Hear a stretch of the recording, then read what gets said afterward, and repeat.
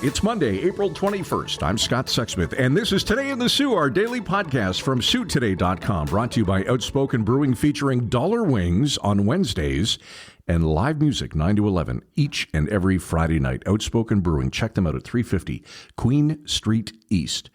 Sault Ste. Marie police are investigating a fatal West End crash that killed a 15-year-old early yesterday morning.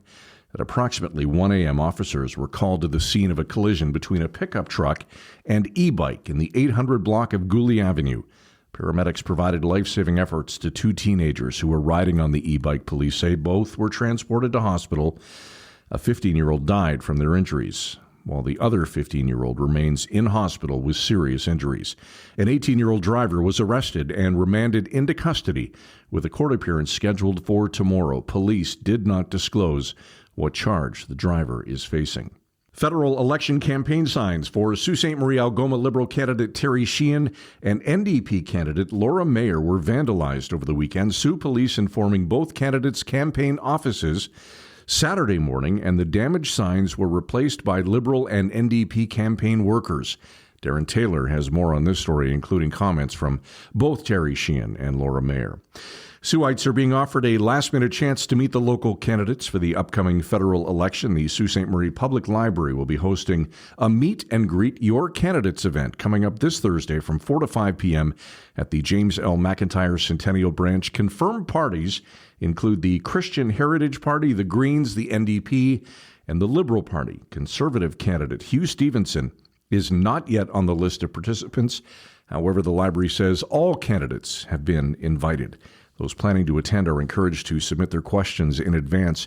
You can do that either in person at the library or through the link that we have in the story right here on site. A new poll on site from our own Patrick Kane this weekend says that some 78% of readers expect U.S. President Donald Trump's tariffs to cause a recession on this side of the border.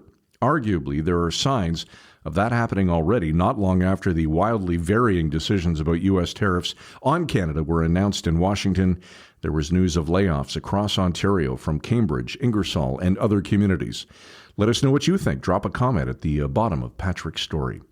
Pope Francis, history's first Latin American pontiff who charmed the world with his humble style and concern for the poor, but alienated conservatives with critiques of capitalism and climate change, died earlier today. He was 88 years of age. Sault area weather. We could see as much as 25 millimeters of rain today that could cause some localized flooding. High of 7 today. Rain ending around midnight tonight. Overnight low +1. And cloudy tomorrow. Maybe a few flurries in the morning. Windy as well with a high of 7 degrees.